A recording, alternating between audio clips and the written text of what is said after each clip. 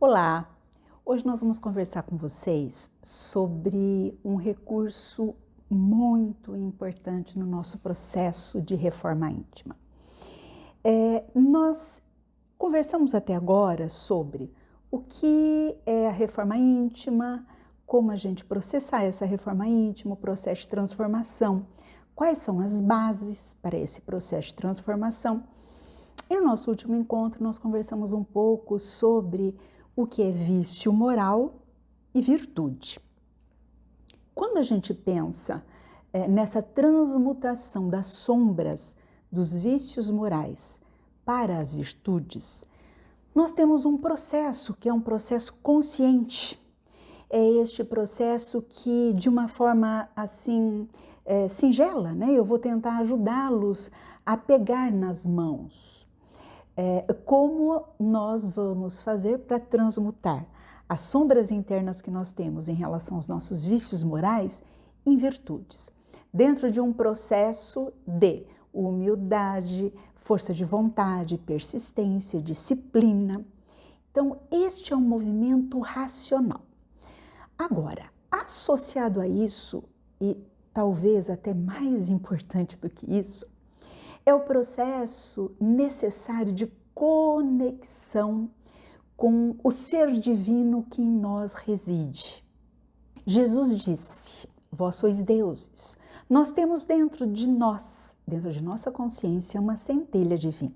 Essa centelha divina precisa ser acessada. E quando conseguimos acessar essa centelha divina, que nos conecta à espiritualidade maior, que nos conecta ao Pai, nós vamos ter mais, vamos dizer assim, transparência deste processo. Nós vamos entender melhor os caminhos a serem seguidos.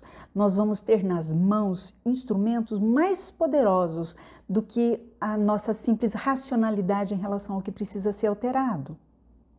Nós já conversamos com vocês sobre os automatismos. Nós temos uma série de automatismos que geram pensamentos, sentimentos e ou comportamentos inadequados. Esses automatismos têm a ver com os aspectos negativos. Isso eu estou falando, tem as questões positivas, mas eu estou me referindo às negativas, aos vícios morais, né? Então, nós temos vivências muito equivocadas em relação às nossas vidas passadas. Nós temos vivências que deixaram marcas, que deixaram traumas. Nós temos vivências dessa existência relativamente complicadas dentro do processo da evolução emocional, da evolução psíquica. Então, nós temos aspectos educacionais, hábitos que a gente foi desenvolvendo, da mãe, da avó, de quem cuidou da gente, né? Então, tudo isso gera os nossos automatismos. Quando eu identifico dentro de aspectos conscientes, usando a minha racionalidade, a minha inteligência, quando eu identifico os caminhos a serem seguidos, isso me dá um norte. Só que existe dentro de nós um arcabouço imenso de conhecimentos. Nós somos a somatória de vários eus. Eus que já dominaram uma série de, vamos dizer assim, teorias, eus que já vivenciaram situações muito positivas e muito negativas, eus que têm um conhecimento que hoje, conscientemente, eu não posso pegar, eu não tenho acesso. Então, como ter acesso a esse cabedal para que este cabedal possa me ajudar a entender com mais clareza o que eu preciso alterar e qual o caminho que eu preciso seguir para, vamos dizer assim, acelerar um pouco este processo de evolução espiritual. Esse processo é facilitado através da meditação.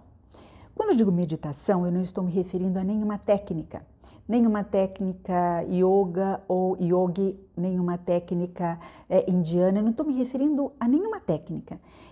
Por quê? Todos esses segmentos são segmentos e tantos outros, né, que nos fornecem técnicas para o processo meditativo. Só que meditar não necessariamente precisa seguir este ou aquele caminho. A técnica, você vai optar pela técnica que mais se adequar a sua forma, né? Que te agradar mais, que você entender que vai ficar mais tranquilo você lidar com ela. Quando a gente pensa em meditação, muitas pessoas têm um certo preconceito entendendo que isso é uma questão mais mística, mas não. Jesus Cristo meditava constantemente. Constantemente, ele se afastava do contato com as pessoas com as quais ele convivia para orar e meditar. Existem algumas passagens, uma delas em Mateus, capítulo 14, versículo 23, que ele dizia: Jesus subiu sozinho ao monte para orar. Embora ficasse tarde, estava ali sozinho. Um outro apontamento deste afastamento e isolamento do nosso mestre maior é apontado por Lucas no capítulo 4, versículo 42. Ficando o dia, saiu e foi para um lugar solitário. Um outro apontamento em Mateus também é capítulo 14, versículo 13. Jesus Cristo, assim que soube da morte de João, o batizador, foi a um lugar solitário para isolamento. Quando nos isolamos, nós entramos num espaço onde a conexão com a espiritualidade, a conexão com esse arcabouço de experiências que nós trazemos dentro de nós, gravada e guardada no nosso inconsciente, é facilitada de uma forma muito grande. A meditação abre espaço para a comunicação com a espiritualidade maior, abre espaço para a comunicação com os espíritos responsáveis por nossa jornada evolutiva, que tem o mapa nas mãos, porque nós aqui, vamos dizer assim, favorecidos pelo esquecimento, que nos dá a bênção da ignorância em relação ao que já vivemos, dentro dessa situação, nós não conseguimos acessar algumas questões. E a espiritualidade responsável pelo nosso processo reencarnatório tem o nosso mapa nas mãos. Eles ajudaram, eles nos orientaram a elaborar o nosso plano reencarnatório. Eles sabem mais do que nós, do que necessitamos. Então, é de vital importância a gente tentar este contato, essa troca, esse tipo de espaço onde essa orientação vai poder chegar de uma forma mais efetiva. É interessante a gente poder diferenciar o que é uma prece e o que é uma meditação. Fazer uma oração, fazer uma prece é falar com Deus. Meditar é ouvir Deus. Tem muita diferença. E essa diferença pode fazer toda a diferença no nosso processo evolutivo. Então, o que é meditar? Meditar é você ter atenção, presença e consciência no aqui e no agora. E como eu disse, existem várias técnicas que podem nos ajudar nisso. É só vocês procurarem, né? Quando você consegue se desligar de toda a estimulação, focar a sua consciência no seu corpo, no que você está vivendo naquele momento. Então, tem técnicas meditativas que pedem para você focar na respiração. Outras, no que você está fazendo, numa ação. Então, existem, como eu disse, várias técnicas, né? Mas todas elas nos levam à necessidade de você ter atenção, o foco no aqui e no agora. As técnicas, elas vão servir para você como uma âncora, que vão te ajudar lenta e gradativamente e aumentando o tempo meditativo. Quando você consegue entrar nessa vivência meditativa do aqui e do agora e limpar a sua mente e se conectar apenas com as suas referências corporais daquele momento que você está vivendo, lenta e gradativamente você vai começar a ter intuições, percepções, talvez extrasensoriais, né? Imagens que vão estabelecer este link, este canal de comunicação com a espiritualidade maior. E, com certeza, nessas vivências, você vai ter ideias mais claras em relação ao caminho a seguir. Então, quando a gente fala da meditação, nós vamos, daqui para frente, entrar um pouco mais nas questões práticas em relação ao que mudar e como mudar a nível racional.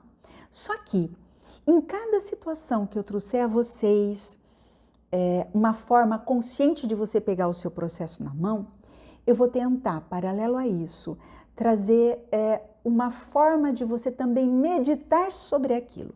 Porque dentro do processo meditativo, você vai ter ideias mais amplas sobre o que de verdade precisa ser alterado. Isso vai facilitar bastante o processo. Tem uma fala no Evangelho, segundo o Espiritismo, no capítulo 6, o Cristo Consolador, o item 6. Eu vou ler para vocês. Obreiros, traçai o vosso sulco. Recomeçai no dia seguinte o afanoso labor da véspera. O trabalho das vossas mãos vos fornece os corpos, o pão terrestre. Vossas almas, porém, não estão esquecidas. E eu, o jardineiro divino, as cultivo no silêncio dos vossos pensamentos. Enquanto nós estamos com o nosso pensamento acelerado, aprisionado ou atento à estimulação externa, vamos dizer assim, poluído, é como se não existisse espaço para o plantio dessa semente divina. Então vamos nos abrir para que o jardineiro divino, Jesus Cristo, possa plantar essas sementes em nossas mentes, em nossas consciências e em nossos corações. Com essas sementes plantadas, o processo vai ficar bem mais fácil, vamos dizer assim, menos doloroso, porque a nossa visão é obtusa e a visão do nosso mestre é ampla. A nossa visão ainda é excessivamente focada nas referências corporais. Às vezes a gente já até consegue perceber um pouco o caminho, mas ainda de uma forma muito obtusa. Então, pensem com carinho no que eu conversei com vocês, né? Sobre a importância do desenvolvimento de espaços. Você tem que estabelecer um dia, a hora do dia, né? Para você começar a fazer esse exercício da meditação, que ele vai ser um instrumento muito importante em toda essa jornada que nós estamos nos propondo a realizar.